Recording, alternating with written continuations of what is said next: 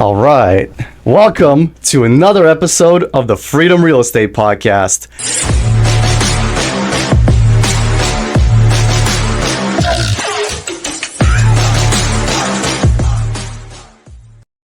And today we have a special guest for you guys, Ian Hogan, who is one of the original members of the Candor team. One of the OGs, yeah. Hell yeah. And me and him might be the same person because, as it turns out, we're both engineers. We're both into house hacks, and that is how we got started. And we both get yelled at Andrew for doing shit ourselves when we should be hiring it out. All right, so Ian, tell us a little bit about how you got started, and essentially, he's going to take you through his very first deal, start to finish, as well as the beginning and the next chapter of his story, as that is a deal that we're going to deep dive today. Take it away. Yeah, looking forward to it. Yeah, like a lot of people, similar method of starting, pretty much realizing, hey, I don't want to necessarily work forever. I want to have some control over my life. Yep. Started paying off my student loan debt. Those engineering degrees are expensive. Yeah. What's your degree in? What kind of engineer are you? I have a master's and undergrad in electrical and computer engineering. Oh, nice. That's awesome. I'm mechanical. It can't all be electrical, I understand. Hey, I still know how to program. Yeah, I don't use any of my degree for my actual job, so it's mostly just managing people and systems engineering. So Sweet. Here I am. But I think the mindset of engineering helps out so much with investing. Oh yeah, so for sure. It's easier to be numbers related. And then, so basically started going to meetups and things with Candor back in like 2019 timeframe. Started looking at properties in Worcester, basically focused in on that market, mostly because it has a high amount of rental properties, renters, growth was happening at the time. We would never have expected what happened in Worcester after like 2019 started 2020 started getting super hot, one of the hottest in the country. All the people from Boston started moving back for their remote jobs and doubled the size of the city essentially. Yeah, somehow COVID helped out real estate a lot. Not expected whatsoever. Yep. Ended up looking for a property. I needed some heavy value add because I didn't have a lot of money for it. So I needed to add in that sweat equity, a lot of bigger pockets books, big on that. So I was all for it, especially being hands-on tendencies from being an engineer. That being said, I had no idea how to do like renovation stuff myself, so a lot of YouTube and learning as you go. Yeah, YouTube is amazing for that. I get caught in that trap myself still, even though I'm also trying to hand off as much as I can. It's like, oh, the sink is leaking. It's almost faster to look it up on YouTube. Hey, how do you like fix a leaking sink versus finding who to call and then getting an appointment schedule. The plumber comes out. Man, I already had it done like 10 times by now myself, right? Yeah, and I mean, as you go, I would do certain smaller jobs, but I also, depending on like the contractors that you hire, some will help you like figure out how to do things. So I would have some contractors working in a unit while I'm doing other stuff, and if I'm messing something up, sometimes they would like pull me aside and be like, hey, you got to do it this way, and they did it in a nice way. They didn't do it in front of like my tenants at the time. That's cool. That's a great way to learn right from the pros. Yeah, and then like, you know, for small stuff, like you hire some contractors are hard to nail down or be reliable. I know Andrew has like a lot of good ones and a lot of crews and whatnot, but if you're smaller, it's not necessarily the easiest. And then when doing something simple costs like $300 and you're like, I could have done this for like 20 or 80 on my own, and you have the means to be able to learn how to do it and do it, then, you know, exactly, I'm gonna do that. You can also kind of figure out what kind of stuff you want to sub out versus do yourself. Like, for example, flooring, that's very time intensive. That's a lot of grinding, cutting. If they got to sand the floor, restaining, that's just work I don't want to do. And I'm not necessarily saving a ton of money by doing it myself. It's not that much more to hire somebody out. But for example, to do like plumbing under the sink or like a small bathroom, that could either be $5,000 with a pro or like $200 of Home Depot materials in a couple of hours. I'm still leaning towards doing it myself just because it makes so much more sense. Yeah, as long as you do it right. As long as you're not like one of the landlords that puts in like that accordion tubing. Yeah. I always look for that when I'm with clients, and I'm like, if you see that, you gotta start looking out in other areas of like Maybe they got leaks, or maybe they got half-done jobs. exactly. But this kind of like all leads to the big like learning experience. The first property I got was like a very massive job. It was a fourplex in Worcester, mixed use. So that on its own makes it a bit difficult for like most first time buyers or people that are going to Househack. And it had, number one, some lenders won't even lend on it. There's certain rules for like FHA for the percentage of square footage that they'll accept for commercial space. And then they have their own limitations on top of that. So a lot of them wouldn't do it. So you still did an owner-occupied low down payment loan for this, right? Yeah, so this is an FHA loan. Technically, it was a 203K, which is an FHA plus a renovation. It's 3.5% down, including the reno. So that's especially when rates were super low. This was the cheapest way you could ever get renovation money. Gotcha. And how much renovation money did you have? This was a big project. It ended up being around $130,000 to $150,000 of renovation on top of the purchase price. That is crazy. So you got quotes before you closed. That's what it came out to be, and that's what the bank accepted. Yeah, there is some nuance there. Number one, we got it under contract right in March of 2020 as everything is shutting down. Yeah. You ideally for these bigger projects, you want to have the HUD inspector, which comes out and tells you things that you have to do, which are like the safety things that are going to fail FHA. Some are kind of silly, like peeling paint will fail FHA. If you don't have 2 hand railings and there's more than 3 steps, that'll fail FHA. Yeah, the most obnoxious random things. Like I had issues with, like the drawers under the sink not having doorknobs. Like, please, why do you need door handles? Like, how does that help FHA? But they'll write you up for it.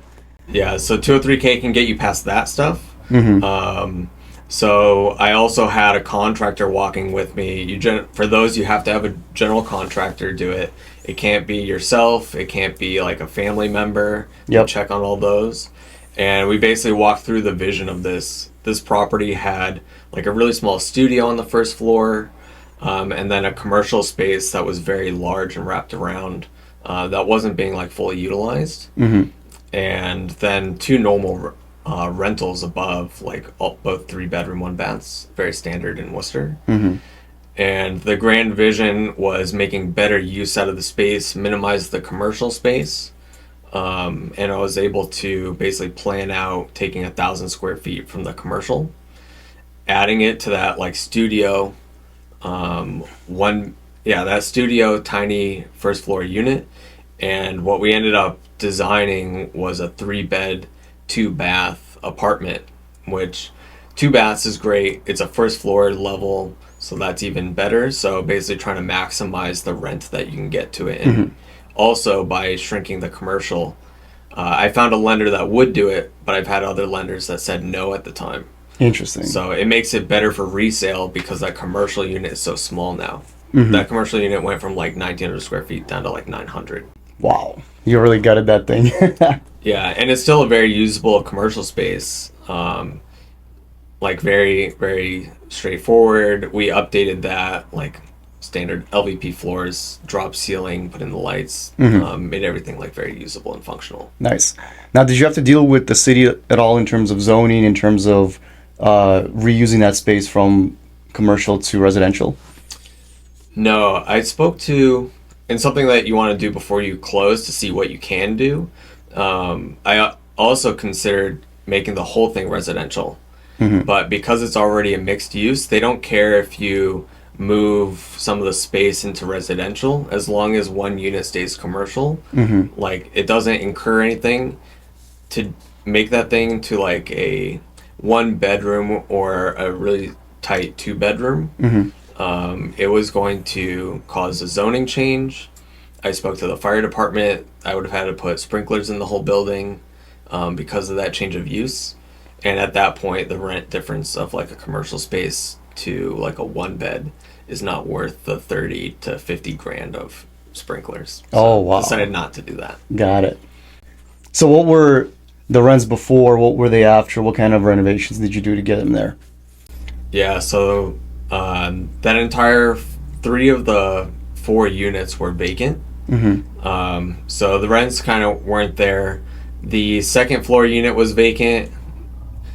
Did some rework. Found, back in the day, they covered nice hardwood floors with carpet. And we removed that carpet, refinished that stuff, repainted, and some new updated cabinets. And, that unit's good to go.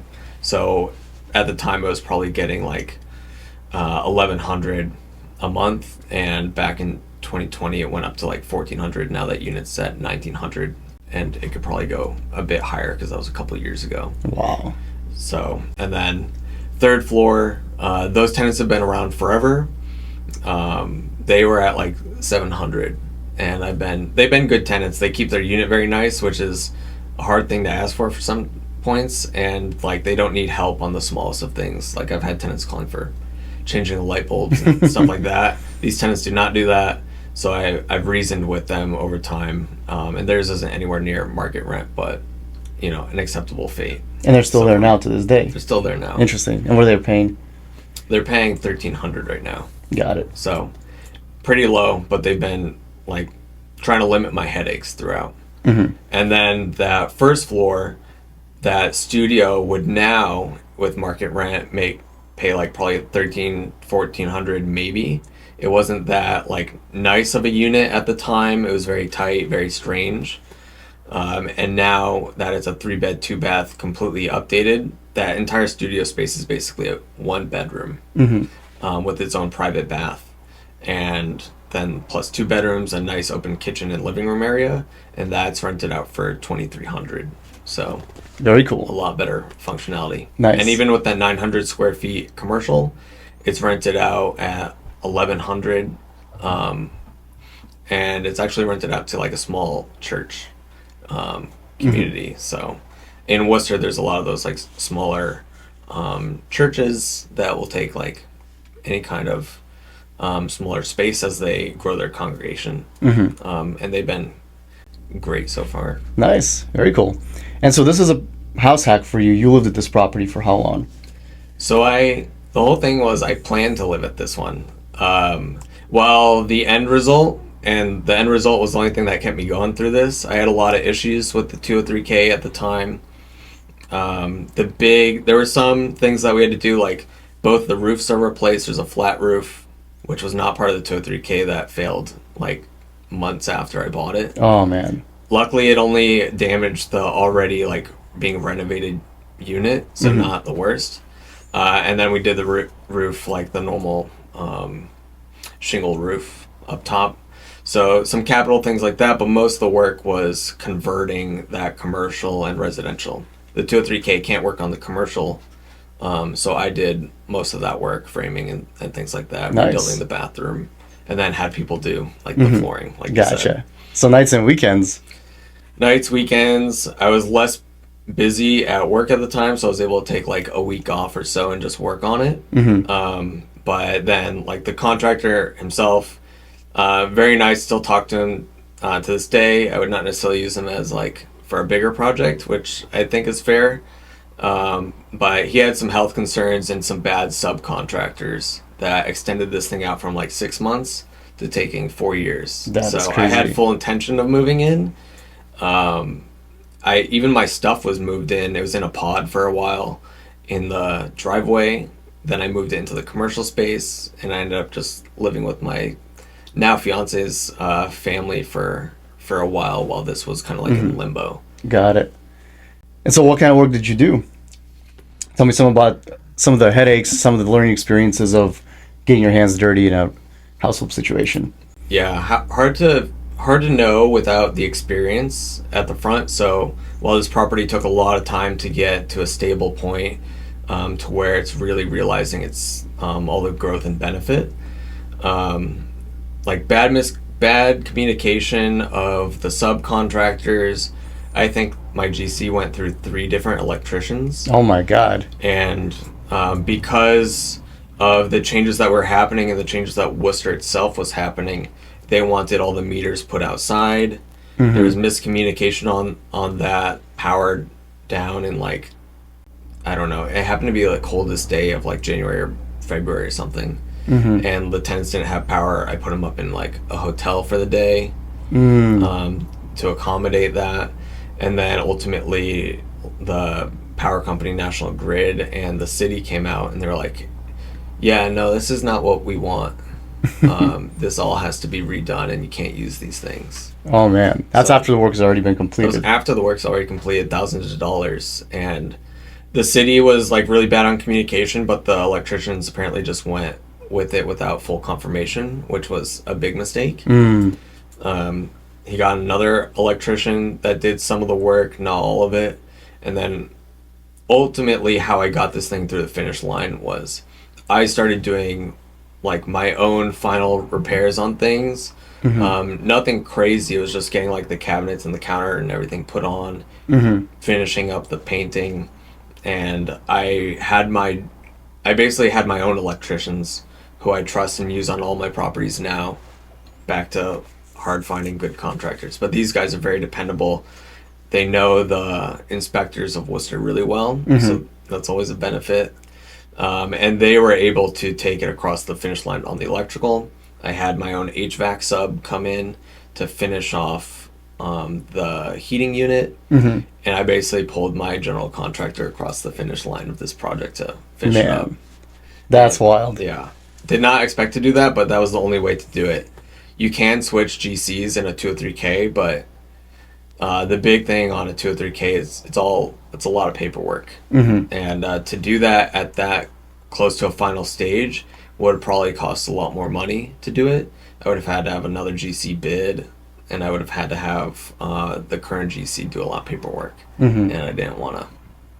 I'd rather have finished it myself than deal with that, pretty much. That makes sense. When you're that close to the finish line, just sometimes you got to get the project done, and you got to do it for the people that you're paying to do it. Yeah, and I mean that rent at the end is worth it for how much I bought the property for at the end. So it was like seeing that light at the end of the tunnel really Got did it. it. So you bought this property for how much? So I forget what I originally offered on it, but basically did the inspection, and this didn't even include the commercial space, which I ended up gutting. It had so many problems. It was a laundry list of things on that inspection sheet. No, so what was the purchase price? Yeah, so I ended up bringing it back down to $363,000, which for a fourplex in Worcester back in like 2020, those were going for like probably around $450. So the total loan with that renovation was about like a $513,000 loan. Wow. Which now with the rise of the Worcester market, hopefully pays off. Nice. So, And now you're selling this for 760? yeah, listed right now for 760, trying to get the benefits of that property and roll it into trying to go up and move my journey off of Househacks. Not trying to move around as much. My fiance is out of school and has her job, so trying to stay put and trying to get into doing less of the management myself, and also get into 5+ units where the value that you add by increasing rents, lowering your expenses directly relates to like the appraisal value of that building. So I'm trying to get into that space and inch my way in. Nice. So from 500,000 all in to 760 in 4 years. That's not a bad return at all. yeah, there were additional things that make me question it, but either way, it makes it pay off. Besides just the investment itself, I've learned how to do pretty much everything and what to look out for. Also being an agent, I think it helps out. I've done so much of this work, or even seen the pitfalls of certain things to avoid, that I know where to point out to other, like my buyers, of like, hey, you want to keep an eye out on this. This isn't that big of a deal of what you're doing. Like they get that shock of seeing it like an inspection, and they're always going to be a laundry list, but it's like you don't really have to worry about these. This is what you want to keep an eye out on, and a lot of that time is in the basement, to be honest. So So this basically is making you an agent and inspector all in one for your clients. Yeah, I would give the caveat I'm not an inspector, which I do to my clients, but I've been in enough inspections and done my own work to basically I can help mediate between like the inspection sheet that they get and what is in reality. Yeah. Which, that being said, the inspectors that I always request my clients use if they want are always extremely good at explaining the same things that I would explain as well. But still, that gives you way more of a value for your clients than just a regular agent, and especially if they're investor focused and looking for the kind of work that you might need to be doing. You already have that expertise, and you can tell them roughly how much that would be, or what's a headache, what's not a headache, if they're getting a little bit too worried or scared about certain projects. Yeah, I definitely think so. When I became an agent, like the whole focus was to be for investors, like people in my same situation. And I think it's a disservice if you're an agent and you don't actually own real estate. You don't understand how like the tenants things work outside of like maybe you did rentals as an agent, but beyond just like getting the lease agreements, you don't usually have that experience. And if you don't own your own properties, you don't know the headaches to guide your clients through. So I think it's a disservice. Exactly. I think agents that own their own properties and deal with those things give a better benefit to their clients overall. Exactly. And honestly, I don't even fully trust agents that don't own property, because you don't believe in your own product basically that you're selling. That's just crazy. Yeah, kind of nuts. I mean, some people, if they're earlier on but they're like looking to get into it, that's one thing. If they're not doing it at all, I find it kind of weird. There are some nice benefits of being an agent and an investor, because you can get your own commission on your own deal. And I don't know, when I'm my own client, I can move so fast because I don't need to, it's very straightforward, and I don't need to consult other people. That's awesome. Very cool. So do you help Andrew run meetups? Do you want to talk about that a little bit? Yeah. So Andrew had the great idea. The reason why the Worcester Meetup exists is because of Andrew, even before he was on Candor at the time. I think he was just like, he had that realization of not trying to be stuck in his 9-to-5 and not living paycheck to paycheck. He was able to roll the capital off of like one of his condo in like Boston into a great stepping stone of multifamilies in Worcester. And he was just so hungry that he just proposed the idea of hosting a Worcester meetup to John Babacci, the CEO of Candor. He went with it, and then I was helping him and Sabrina at the time basically run the meetups, trying to orchestrate that. Over time, Andrew's basically used me as like the tech guy with trying to set up things like we have better sound systems now. You guys film the meetups as well? Yeah, I filmed the meetups. That one's just by chance of me having the camera for other goals, but it's working out well so far. And then Andrew's such a growing powerhouse that he gets like some great speakers on that. So absolutely. And then this brings us to one of the coolest side projects I know that anyone has ever done, which is the website. Tell us about the data. Absolutely.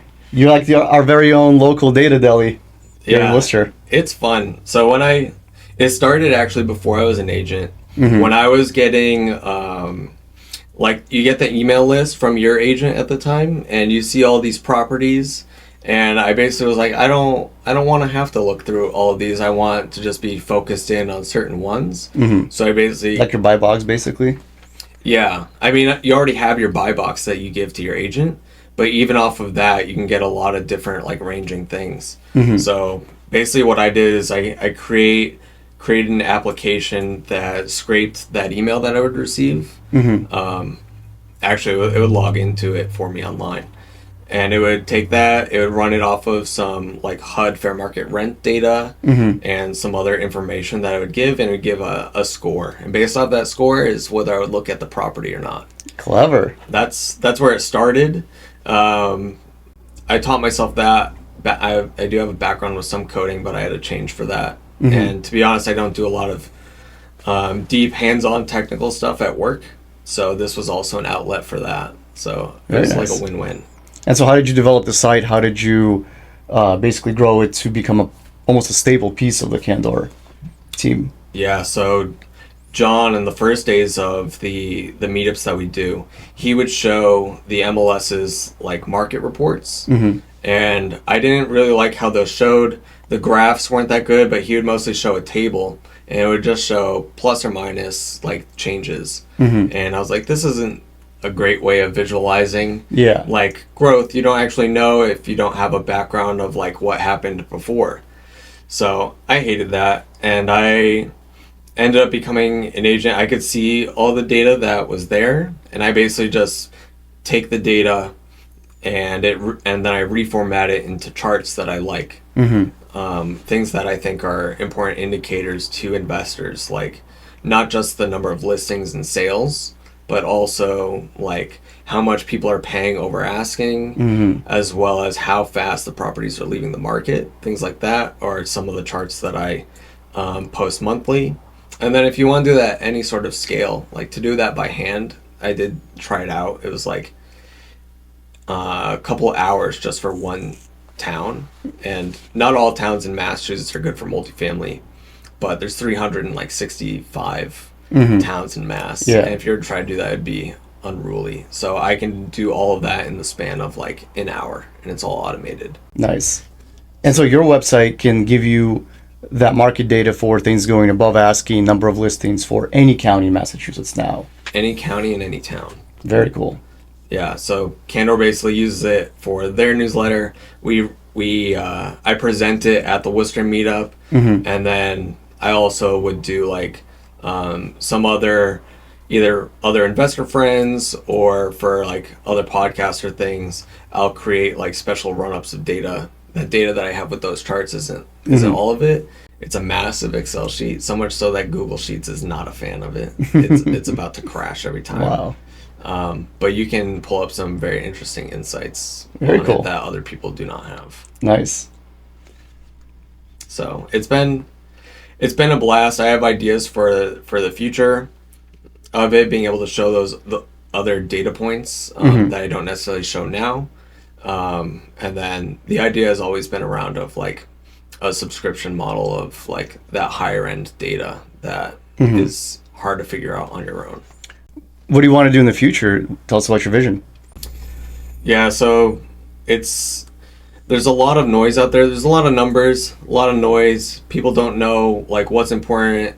Everyone always just asks me, so when's the next recession coming for the market? When's everything going to bust? Because they want to predict their stuff. Number one, I would say don't base it off of like those markets, because it's hard to tell. There's a lot of lagging indicators out there. Because all the data you look at is things that just happened in the past month, right? So it's hard to predict what the future is going to be necessarily. Yeah, so for example, this is like the first year in at least the last 5 or 6 that like inventory is starting to increase in certain towns. Worcester is one of those. And like people get real excited. They're like, is this like 2008? Is that coming? Because if you see that spike, it's an insane amount of listings, low sales.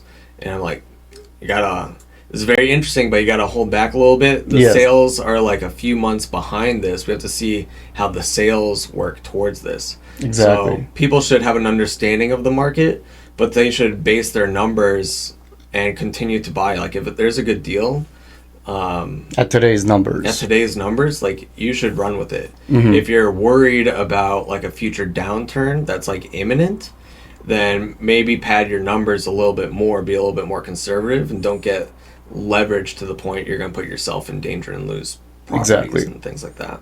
And one big element of a recession or a crash in the market is not only a lot of listings that are currently active, but sales going for way under asking. Right now, we have a lot more listings in Worcester, but they're still at that peak market number. And if they don't really go down, it's really hard to say, oh, it's a crash or there's going to be a big correction. And people are still paying that all-time high value for those houses. Yeah, I pulled this recently, and the prices are still going up. They might plateau a little bit. They're not there yet. The listings are increasing, but if you look over like 20 years of numbers, the sales, while they do fluctuate a little bit, the sales are always still right around each other every single year. regardless of the listing count. So Yeah. just like the last 5, 6, 7 years, it's been basically a 1-for-1 of like sales to listings. As that increases, that's not necessarily a bad thing, especially as prices still increase. Seems to be irrespective of like the interest rate. It usually freaks people out for about a month, and then they continue buying. Exactly. What I've seen. I think there was a hit in like 2023 where January was like super low when rates just increased in like December or something. And then people adjusted to the shock and got back into the market Very quickly, like Yeah. within a month or two. So that means if you're in the Worcester market and you're waiting for all of those sales to mean that you're going to get a house for half price, that's probably not going to happen.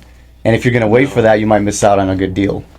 Yeah, the longer that you wait, the more deals that you're going to miss. You should evaluate the deals that you get at the time. I mean, and that being said, like if you're in the stance to be able to wait and buy these properties at like, I don't think they'll hit half price, but a significant reduction, then you're a bit more advanced of an investor at that point because you have the ability to pivot so fast. Exactly. And you're likely already at that point anyways, so you didn't have to wait. Yeah. But at the end of the day, if you buy your house today, let's say $600,000, and it drops to 5 in the next year, but your rents are there, your rents are still high, your tenants are paying off your mortgage, and then a year from then it goes back up to 6 and up to 7, you're going to be glad that you still bought instead of waited, especially if, okay, maybe you did hit a $500,000 valuation, but then somebody else scooped it up. Yeah, it's like a similar comparison to like stocks. Like you don't want to panic sell when things dive down. I think people realize this a lot during like the COVID market time frame when like stocks were fluctuating crazy and then had a great like run increase. You don't want to do the same thing with real estate.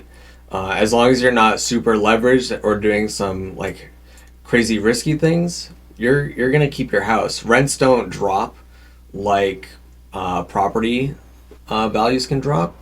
So they might drop a little bit, but nothing anywhere close. So as long as you bought right, your rents can handle the building. Like you're in a really good state. And if you want extra like safety around that, during COVID, I specifically targeted Section 8 rents. Kind of. And Section 8 almost never goes down. It only stays the same and goes up.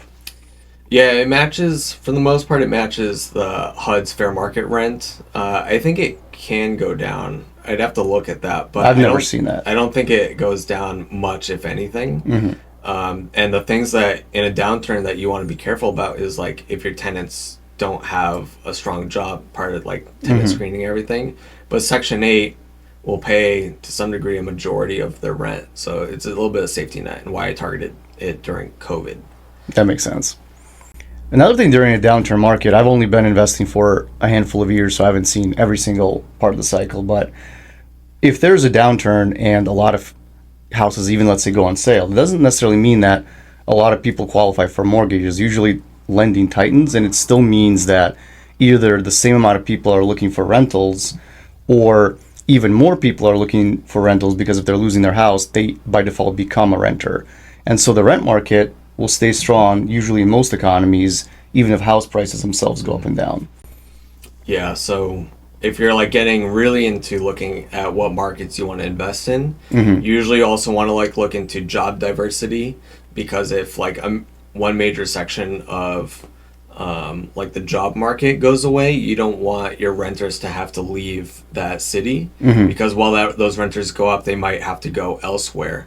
So you want a pretty diverse market, and Worcester being like the second largest city in New England, kind of like helps that out. And they have a lot going on. They have everything from medical to a new sports arena to a local economy, as well as anybody that commutes from Boston. So generally speaking, it's only going up and up. Yeah, and pharma's coming to Worcester. They've been investing a lot into bringing facilities out here because land is cheaper. They're like all in Boston, and I think there was hesitation there being like an hour away, but I think they're realizing that it's like not too far down I-90 to like, get here. So and people are willing to go in there and do those jobs. Yeah, so as like the market tightens up, people will accept having to drive more. I mean, and it's not too bad. I drove to work like from the Worcester area like an hour and 10. Oh wow! So and you used to work in Boston, or you still do? No, I used to work up in like the Burlington, Bedford area. Got it.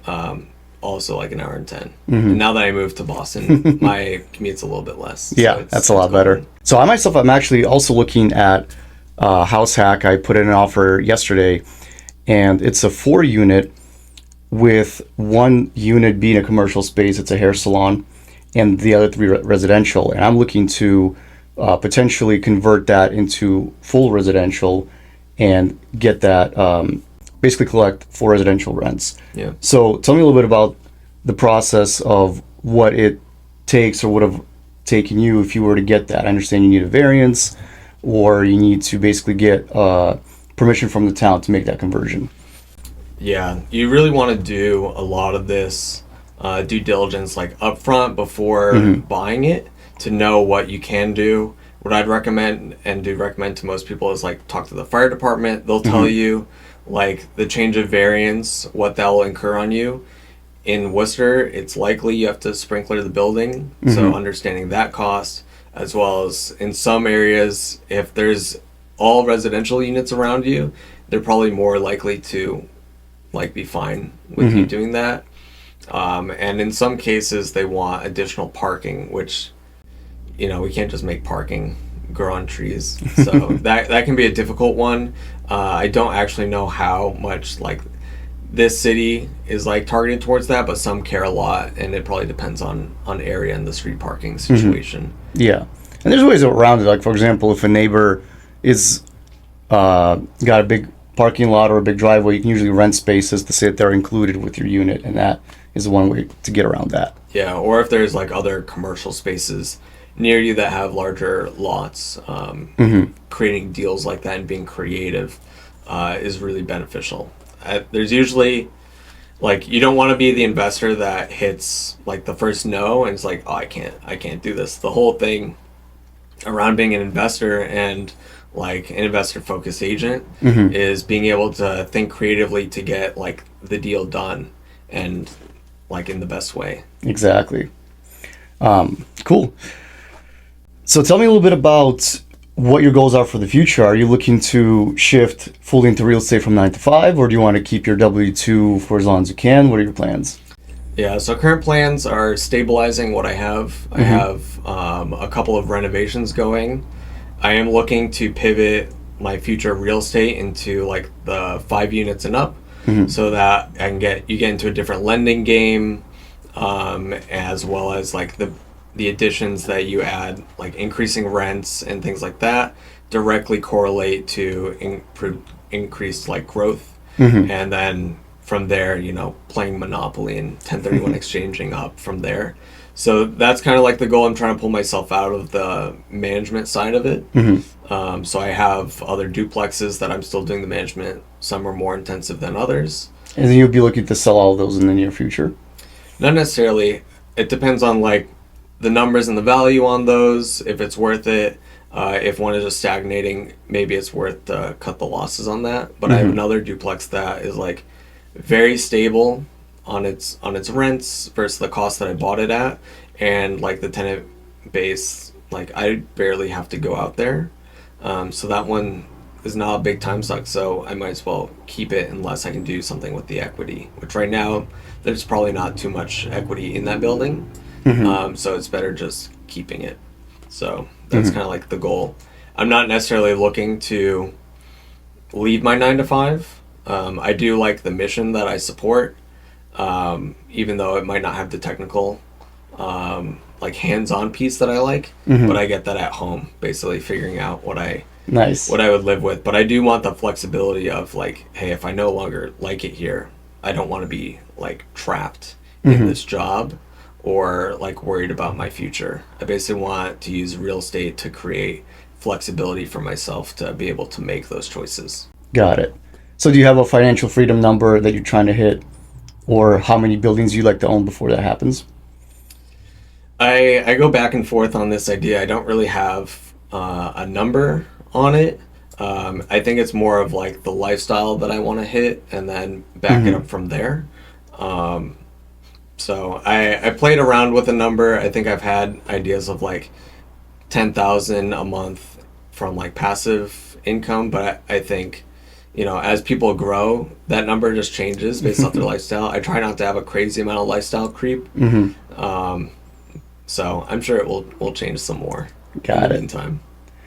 And what is your and what is your path forward to get into larger deals? Are you looking for partnerships, or are you trying to take those on by yourself? What does that look like for you? Yeah, so for this next one that I'm trying to do, this one would be on my own, but I have had the idea of like, there's so many good examples of like partnering explodes growth, like 1+1 is 3 type of thing. Exactly. So I'm looking to try to position myself more to be able to get into those deals, whether it's taking some equity out of like other properties and investing with others, or just networking with folks. But the goal is to partner, because I think I can go a lot further. I don't have to do the things that I don't necessarily want, as long as you get the right kind of partner that likes doing those things or is willing to do those things. So I think that's like the future growth goal. Gotcha. And so you're looking at deals and analyzing them and bringing them to folks, or are you first looking to basically do one on your own before you bring in partners? So I think a mix of both. Why not? Why not do both? Yeah, basically keeping an eye out, putting yourself in situations to be able to get those kind of deals, and knowing the right people that can get those accomplished, and bringing to them, adding value to them, to bring yourself along with that. I think that's like the goal. And then, basically just I think luck is an important thing, but luck doesn't work if you don't put yourself out there. Exactly. And do like the grind and the other work to do it. So that's basically the position that I'm trying to move with.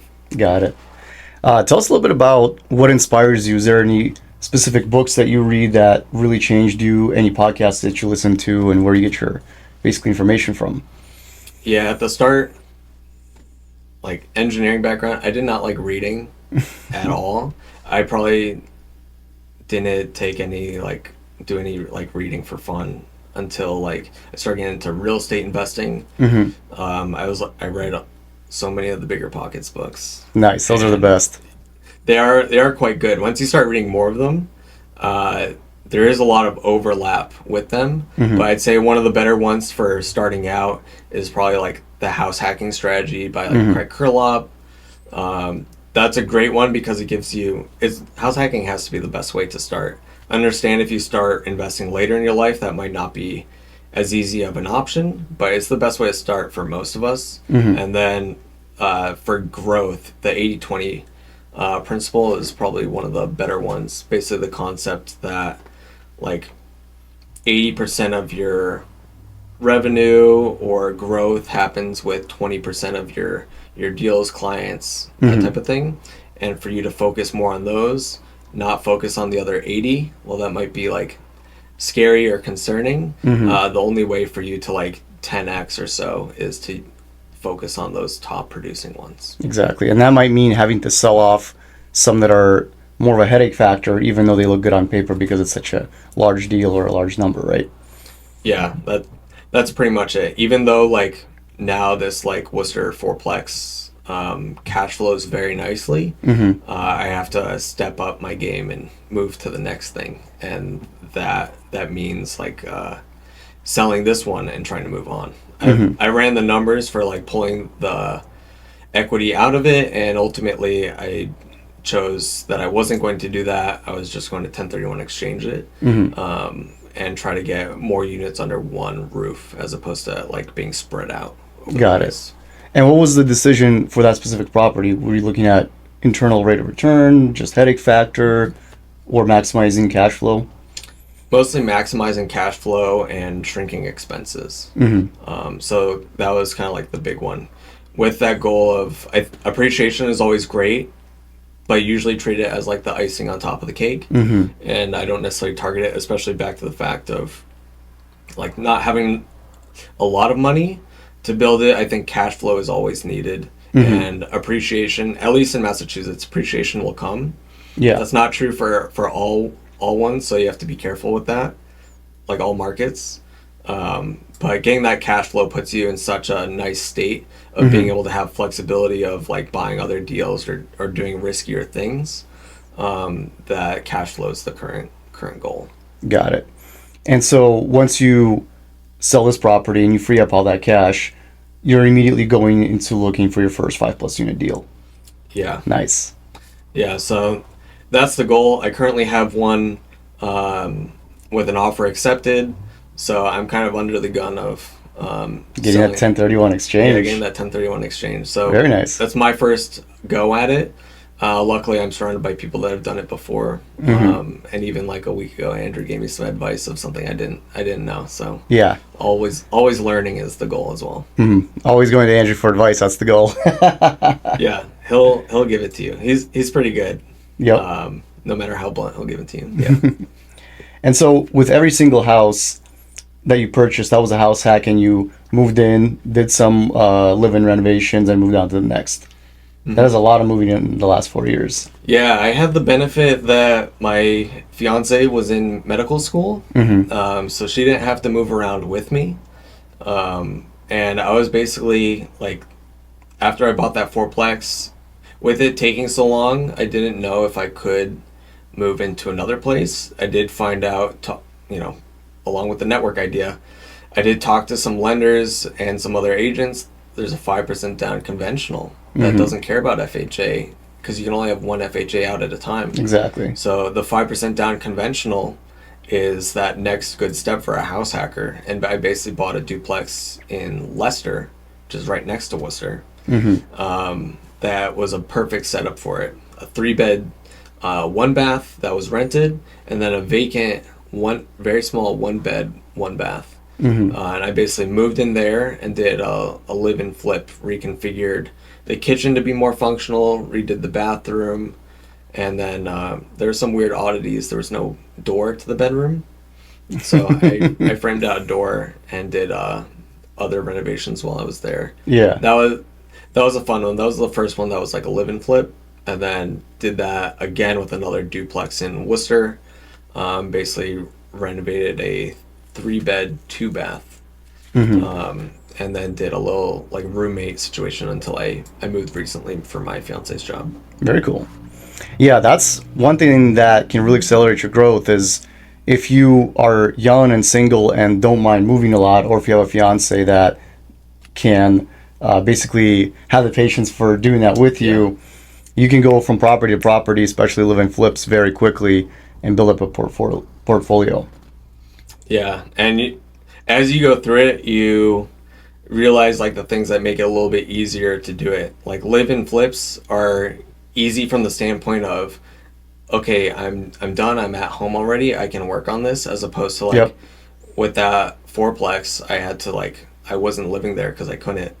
I was basically having to travel there. That extra little step of like having to get started is difficult at times. It's almost like the gym. If the gym is an hour away, you're less motivated. But if you come home and there's your sink project or there's your cabinets, might as well put in a couple hours before bed, right? Exactly. So those live-in flips are so much easier to get going and started, as long as you have the patience of being able to live in a live-in flip. Oh man, when I was younger and getting started, my first 2 or 3 house hacks, I would just bring in a inflatable mattress, have like a tiny like little stand for like my laptop and some personal things, and just work for 2-3 months and get that thing all built up and right over to the next unit. Yeah, my undergrad was at a military college down in Virginia. So in that, I lived in a barracks for like 4 years with like minimal stuff, like tightly packed with 3 other roommates. So you're already used to that minimalist living. Yeah, so I can do it pretty easily. So, nice. But now moved to Boston. We're living in a nice unit, and then I'm renovating the unit above. So we don't have to actually live in the unit being rented, but it still has that easy factor of I just walk upstairs to do the renovations. That's perfect. So, yeah. And hey, if it all works out, maybe this is the last one, and from now on, you're going to be doing big boy jobs with big boy renovations. Maybe we don't plan on moving for at least the next 3-4 years. Got it. Yeah, that's kind of the idea at this point. Very cool. So, Ian, as we wrap up, what advice do you have for somebody that wants to get started, or someone that might be a little bit of afraid of a house hack or a live-in flip situation?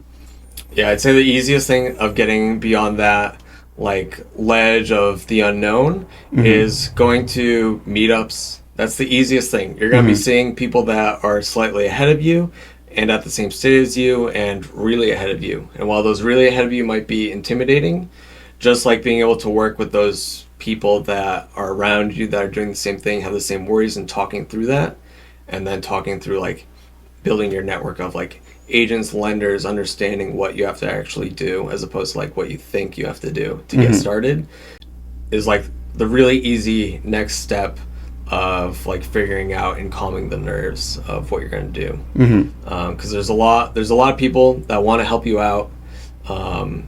Real estate is competitive from the standpoint of like we're putting in offers technically against each other in a lot of cases, but I'd say it's probably like one of the most helpful communities, even though we're all competing with each other. It's like very strange nuance I did not expect to happen. I don't even see it necessarily as competition. If two of you are going for the same house, why not have a combined offer, work together, partner up? That's less money out of your own pocket and some extra help in getting. If that works out, then I'm sure in some cases that does. But at the end of the day, you know, there's usually no hard feelings, and it's like on to the next. That's the attitude you have to have. Andrew and Zach do it really well. They throw out so many offers. You kind of become numb to it, and you have to take those reps of throwing out offers. Otherwise, you're like you're gonna get your heart set up for like you're gonna wait, and you're gonna get your heart set up on one building, and the likelihood is you're not going to get it, and then you don't want to be defeated and just stop right there. You have to keep getting after it. Yeah, you can't have emotions in this at all. Everything's a number at the end of the day. That's what being an engineer makes it so much better. Exactly. Cool. All right. And with that, that was our episode with Ian Hogan. Thank you so much for joining. Thanks for having me. Yep.